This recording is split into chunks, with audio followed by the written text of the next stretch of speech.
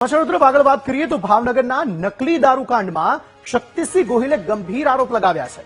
સરકારે દારૂકાંડમાં મૃતકના સાચા આંકડા છુપાવ્યા છે તેવું શક્તિસિંહ ગોહિલે કહ્યું છે. સરકાર 7 લોકોનું મોત થયું હોવાનું કહે છે, પરંતુ સ્થાનિક પત્રકારોએ 10 લોકોના મોત થયા હોવાની માહિતી આપી છે.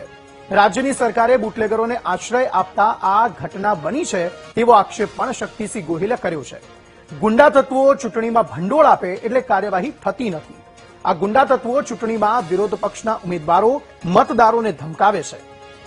જવાબદાર લોકોએ સ્વેચ્છાએ રાજીનામું આપવું જોઈએ તેવું તેમણે કહ્યું છે. સરકારી આંકડા મુજબ 7 વ્યક્તિના મૃત્યુ થયા, પરંતુ મેં સ્થાનિક લોકો સાથે વાત કરી તો નામજોગ ત્યાંના સ્થાનિક પત્રકારો કહે છે કે 10 વ્યક્તિઓના મૃત્યુ થઈ ચૂક્યા છે.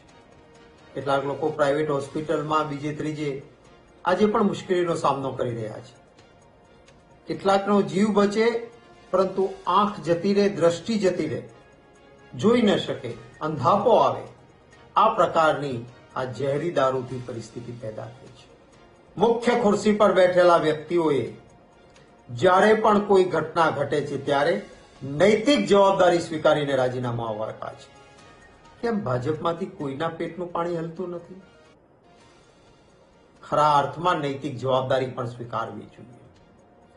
પરિવાર જે લોકો ઉપર આભ તૂટી પડ્યું છે, રોકકળ ચાલે છે, કોણ જવાબદાર આના માટે?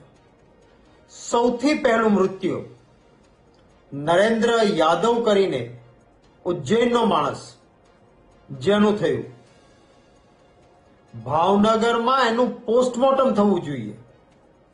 ભાવનગરમાં પોસ્ટમોર્ટમ કરીને ત્યારે જ વાત પકડાઈ હોત પહેલા મૃત્યુ વખતે, તો વધારે તકેદારી રખાઈ હોત.